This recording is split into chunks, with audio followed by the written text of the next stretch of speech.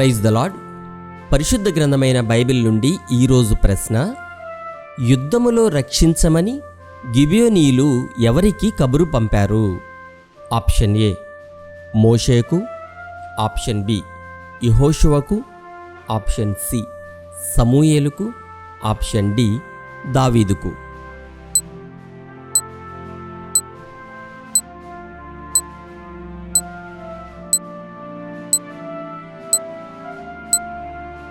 సరైన జవాబు యెహోషువకు.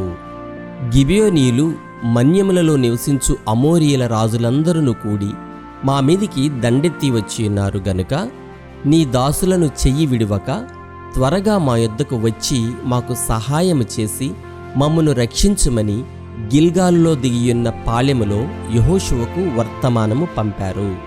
ఇది యెహోషువ గ్రంథము 10వ అధ్యాయము 6వ వచనములో వ్రాయబడి ఉన్నది.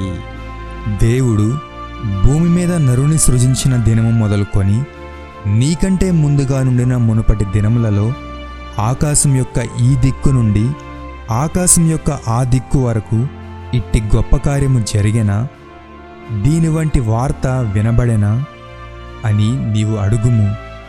నీవు దేవుని స్వరము అగ్ని మధ్య నుండి మాట్లాడుట వినినట్లు మరి ఏ జనమైనను విని బ్రతికెనా?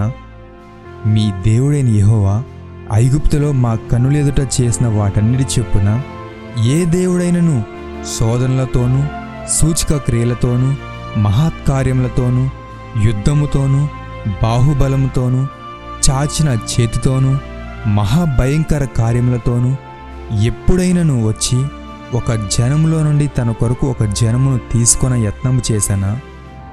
అయితే యెహోవా దేవుడనియు ఆయన తప్ప మరి ఒకడు లేడనియు నీవు తెలుసుకొనున్నట్లు అది నీకు చూపబడెను.